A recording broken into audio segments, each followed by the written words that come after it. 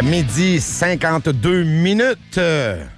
On va aller jaser avec notre chroniqueur, professeur au George Mason University et économiste senior à l'Institut économique de Montréal, Vincent Geloso. Comment vas-tu? Très bien. Très bien. Merci d'être là. Heureux de te recevoir.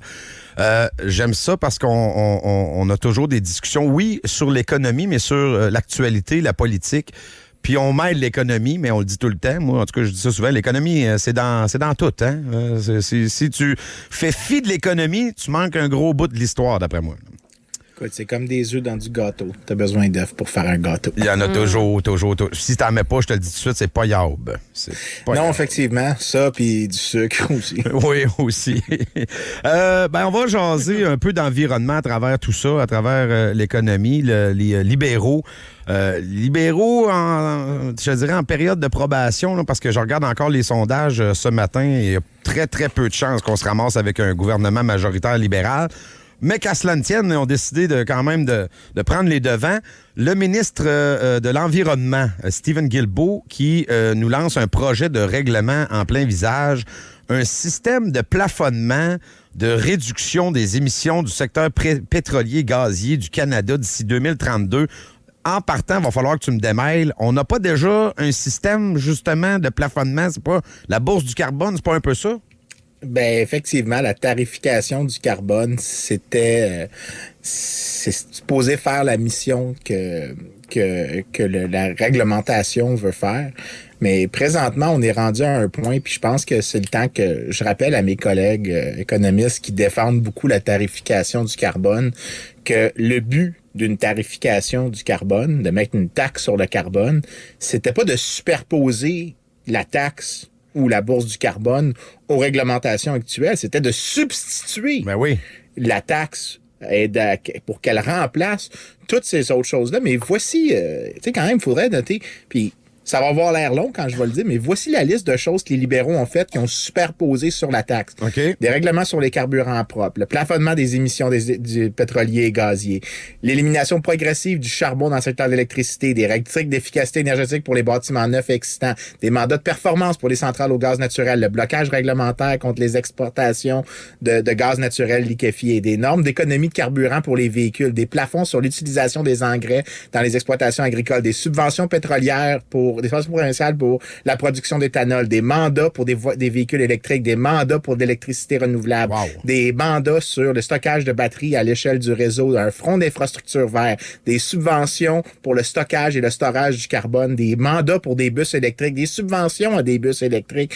J'en fais une liste. Le but d'une taxe sur le carbone, c'était que toutes ces choses-là que je viens de dire devaient disparaître, devaient être remplacées par une taxe. Puis je m'adresse à tes amis économistes du même souffle. Là. Si ça marche, ça marche, non?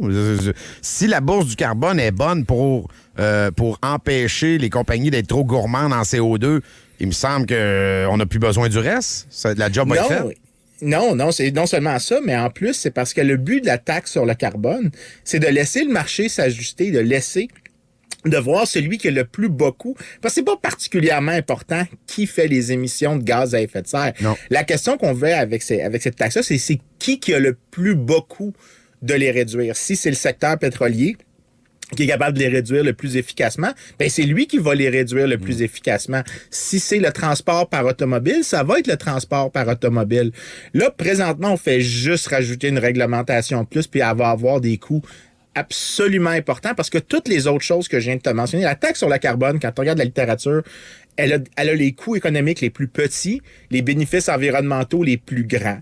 Quand tu compares avec toutes les autres choses, c'est l'inverse. Toutes ces autres mesures-là qu'on est en train d'ajouter, qu'on est en train d'empiler comme sans dessus-dessous, elles sont coûteuses, elles sont non seulement coûteuses, elles sont inefficaces. Ah oui. Elles n'ont pas un effet très important sur les émissions de gaz à effet de serre. Donc, c'est comme le pire de tous les mondes qu'on est en train de faire.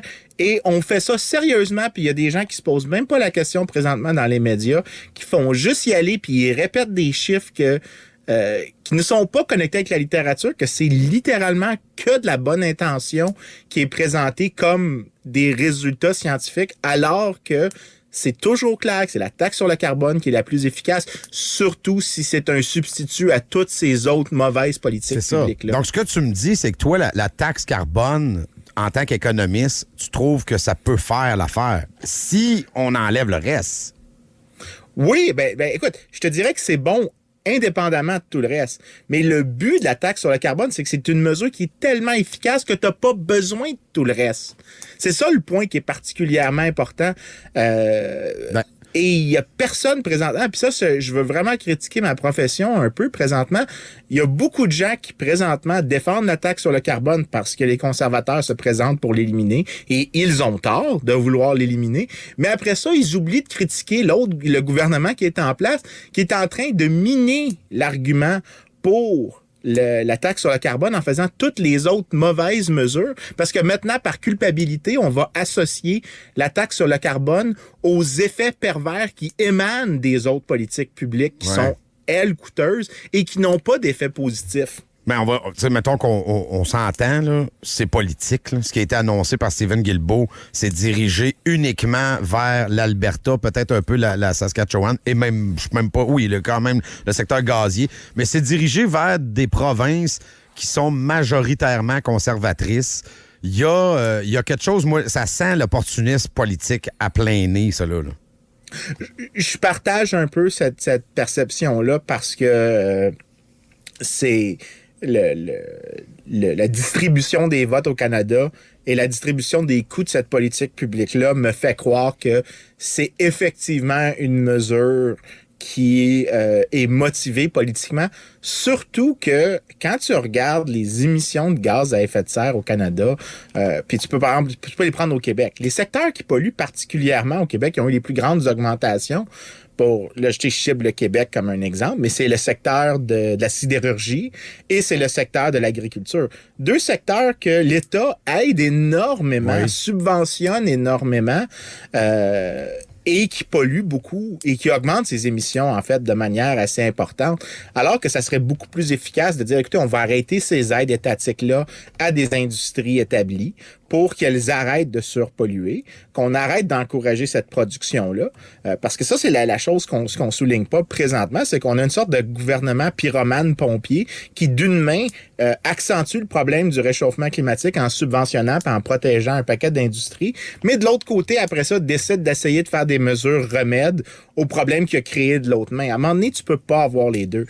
C'est le temps qu'on commence à pousser plus fort pour dire, arrêtez la petite politique, là, acceptez qu'il va y avoir des coûts électoraux à faire la bonne chose. Puis la bonne chose, c'est de garder la taxe carbone, d'enlever les autres politiques publiques et d'enlever toutes les choses qu'on fait qui sont contre-productives présentement. Donc, par exemple, la gestion de l'offre qui fait en sorte que on garde trop de fermes inefficaces au lieu d'importer des endroits que ça serait plus efficace, de permettre des milliers d'hectares de retourner à la nature, donc de devenir des forêts et de séquestrer du carbone. C'est toutes des choses qui seraient nettement supérieures et je le sais que ça c'est pas très populaire ce que je dis, mais c'est la bonne chose à faire. Puis l'autre truc, puis ça rejoint exactement ce que tu disais sur donner de la main droite puis reprendre de la main gauche, là. J'ai un article ici qui est sorti en pleine pandémie où on apprenait qu'il y a eu encore plus de subventions aux compagnies pétrolières sous Justin Trudeau que sous Stephen Harper. T'sais, donc, on subventionne d'un bord, mais on chicane de l'autre, on veut taxer de l'autre. C'est complètement incohérent. Oui, ben ce genre d'incohérence-là, je te dirais que ça me fait penser que la politique, ça ressemble à une sorte de culte, le culte des chacals par des antilopes imbécilisés, que tu ne comprends pas comment tu peux arriver à quelque chose comme ça parce que c'est incohérent. Écoute, en 2020, Trudeau a donné 8,1 milliards de dollars, soit en prêt, en garantie de prêt, en subvention. Et là, aujourd'hui, on nous dit on va le taper ses doigts. C'est toujours le bien paraître. Mais il me semble que les gens sont plus intelligents que ça. Là. On le voit, le double discours. Là. Mais en fait, je pense que ce qui se passe, c'est qu'effectivement qu'il y a un double discours, mais il y a aussi énormément d'incohérences. Fait que, je pense pas que c'est que de tu peux dire que c'est de l'hypocrisie, mais je pense que c'est juste de l'incohérence par des gens qui ont énormément de difficultés à comprendre ce dont ils parlent.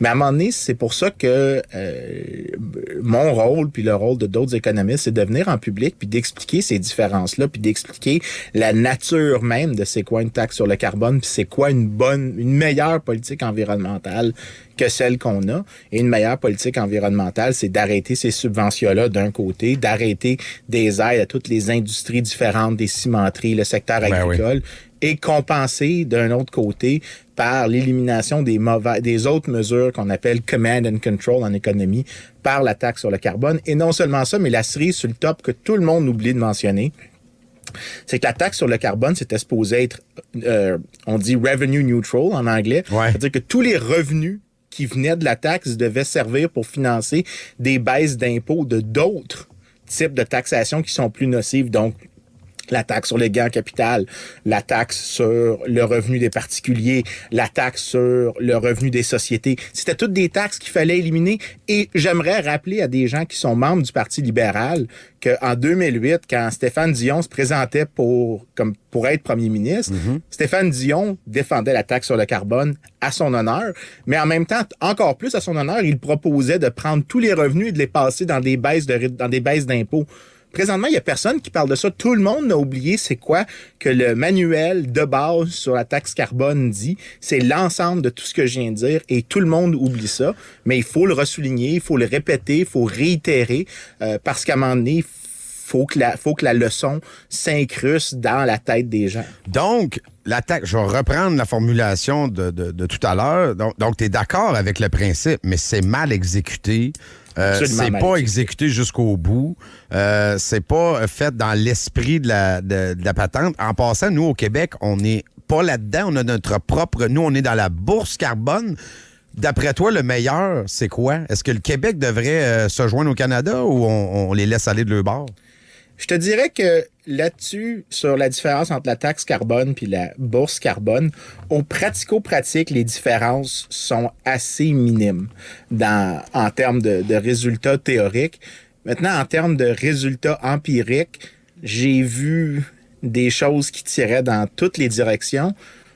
En termes de la grandeur des effets, est-ce qu'un est plus gros que l'autre? Est-ce qu'un est plus efficace que l'autre? Je peux pas déterminer avec certitude lequel, étant donné ce que j'ai pu consulter de la littérature, lequel des deux est supérieur, mais les deux vont dans la même direction.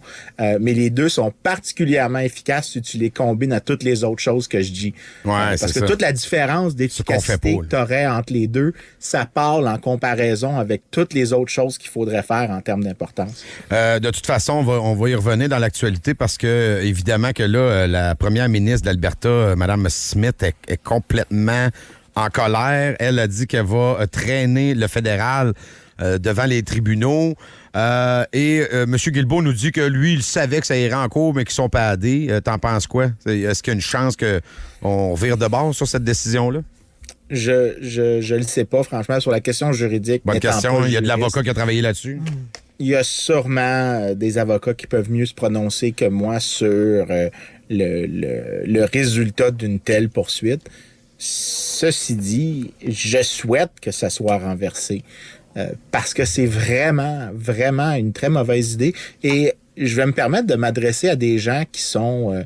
parce que moi, je me considère un écologiste de marché, mais je vais appeler à ce que j'appelle les écologistes qui veulent centraliser la gestion puis qui veulent plus d'intervention de l'État.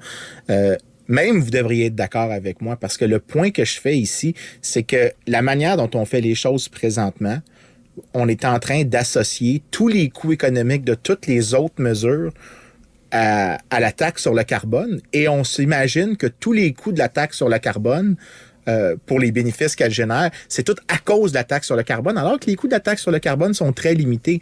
On est en train d'invalider une bonne politique publique à cause qu'on n'est pas capable de facilement départager les effets négatifs des autres politiques publiques, des effets négatifs de cette politique-là et des bénéfices respectifs des deux types de politiques publiques. C'est absolument dramatique. Si vous êtes un écologiste, vous devriez vous opposer à cette mesure-là et de dire que la seule bonne chose qu'on devrait discuter, c'est la taxe sur le carbone, comment l'avoir, comment bien la complémenter. Vous pouvez défendre un paquet d'autres aspects de ça, mais vous pouvez plus continuer de défendre ce genre de mesures-là parce que ce que vous êtes en train de faire, c'est que si vraiment vous croyez qu'il y a danger en la demeure, vous êtes en train de miner le meilleur outil qu'on a dans la lutte au réchauffement climatique. Parce qu'en résumé, je veux dire, une bonne politique, mais mal appliquée, puis si on n'enlève pas le superflu autour, ça reste que ça devient une mauvaise politique. Exactement. Il faut reconnaître que des fois, c'est pas parce que tu mets du rouge à lèvres sur un cochon que ça a changé la nature de la chose. Le rouge à lèvres est tout à fait attrayant. Ça serait la taxe sur le carbone, mais le cochon, c'est le reste du package deal. Ça marche pas. Ça invalide pas la rouge à lèvres de le mettre sur un cochon, mais ça serait bien qu'on n'aille pas le cochon. Quoique le bacon, c'est bon.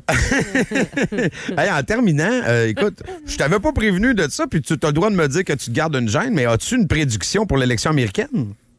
Ben moi, je vis en Virginie, donc je suis dans un des États qui vote systématiquement démocrate depuis 2008, mais la Virginie est pas un État, ce qu'on appelle bleu solide, c'est comme un État mauve, parce que des fois, le gouverneur peut plus facilement changer de parti.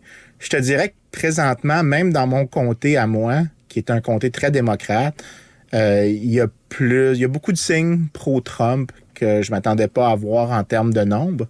Mais au-delà de ça, je te dirais que mes impressions sont assez incertaines. Puis je dirais que probablement, si vous voulez être sûr de gagner vos élections, qui vous voulez qui gagne, pariez sur l'autre. Comme ça, si vous n'avez pas le résultat que vous voulez, vous pouvez faire de l'argent. Ça c'est ma réponse d'économiste. Ça, c'est l'économiste. C'est ton prix de consolation. Tu vas perdre, mais au moins, tu vas faire un peu d'argent, c'est ça? Exactement. J'ai placé mes paris. Pour ceux qui me connaissent, je parie régulièrement sur certaines choses, surtout quand je fais des prédictions, parce que si tu es prêt à mettre de l'argent sur quelque chose que tu dis, c'est parce que tu bullshit pas puis tu as vraiment pensé à ton sujet. Ceux qui sont pas prêts à parier de l'argent, c'est généralement des bullshitters. Alors, j'ai mis de l'argent sur ce que je pense. Hey, j'aime ça. Mais tu as tellement bien répondu que tu n'as pas répondu. C'est parfait. Merci. C'est exactement ça. Mais je te dirai si j'ai gagné mon pari. Parfait. Merci, Vincent. C'était plaisir. Salut. Merci. Bye.